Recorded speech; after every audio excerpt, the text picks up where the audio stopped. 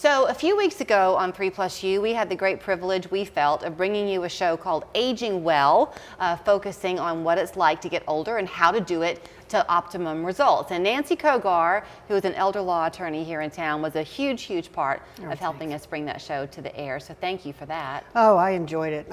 Thank you.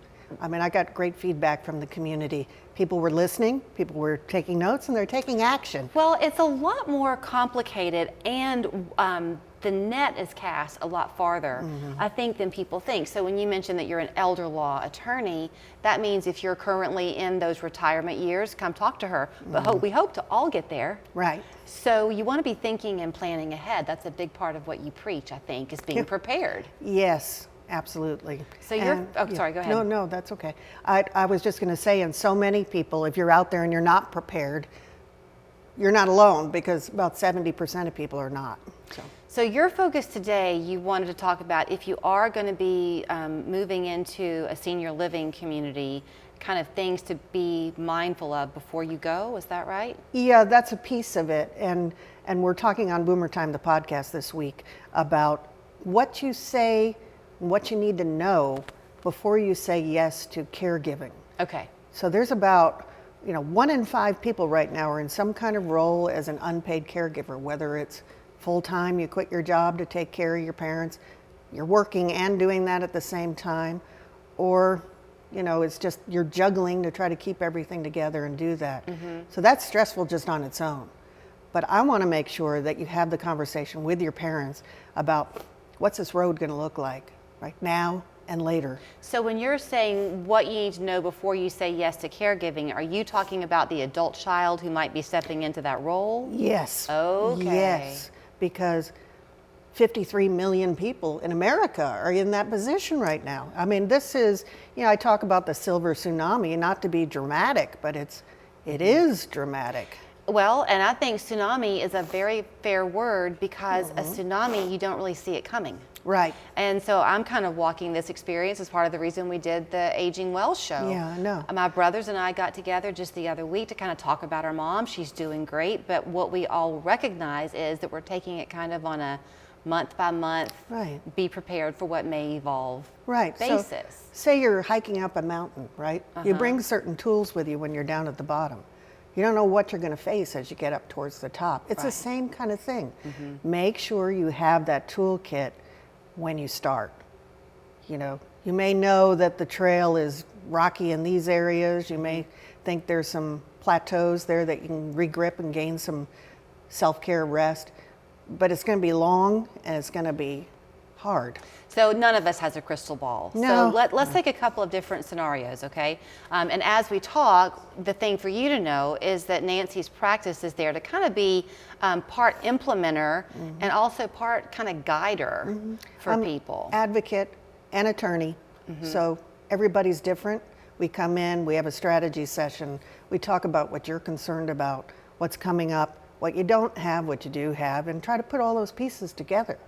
So if there's a family watching, and let's say it's an only child, and both parents are still living and they're in their mid-80s, and one of them is beginning to have some health issues, but they want to stay living at home. And maybe it's a situation where she's divorced and thinks, okay, I'll just move in with you. That happens? Oh, all the time. So things to think about and talk about would include? Well, I think you need to think about the parents' assets, how they're held right now, what's there available to help with keeping them at home. Can you do things to the house that will help to make it more accessible? Is it something where you're moving in and you want to be full-time caregiver? There's opportunities now. I mentioned 53 million Americans are not paid for this, but they're slowly beginning to be opportunities to get paid or compensated. But you have to do that here, not here. That's a huge thing for me. I want you to have the strategies in place to stay at home. I don't want you in a nursing home. I had a client yesterday who said they were trying to find a nursing home space in Hickson for their parent. There's a 1-year waiting list at that facility. So, okay, let's say it's a sibling relationship. This is going to go by way too fast. We're not going to have nearly enough time. Let's say it's a sibling relationship, and one sibling is in a position to say, hey, mom and dad can come live with me, and I'll take care of them. That's great, and that's probably very altruistic. However, wear and tear will occur. There's going to be a monetary output. Exactly. You need to make that a consideration. Exactly. Everybody needs to be on the same page. I mean, that's the biggest problem most of the time. They're not. And then you add money to the mix, and that's just a recipe for disaster. So I'm trying to avoid that by having something in writing in place that spells out what you want, when you want it, and what are you authorizing that person to do? You have a minute left. Yeah. You do the whole thing. I mean, if you can imagine estate planning, she's going to help you with it. Life is going to bring changes. So do you like to stay connected with your client? And that way, if you hear of a life change and they're not realizing that it means they should change something with their estate planning, you can do the thinking for them? Well, I'm sure my clients, if they're watching, can attest to this. One of the things I say when we finish any project is, I want to know if something happens, tell me. Is there something we can do about it now? If you don't tell me, I can't do anything about it. So I'd rather know.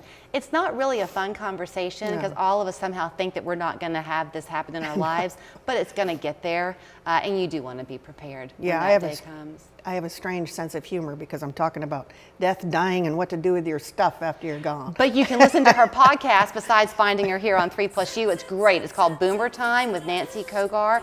You can also call her 596-7220. She's so relatable, and she makes it not complicated at all. Thank you. Thank you, ma'am.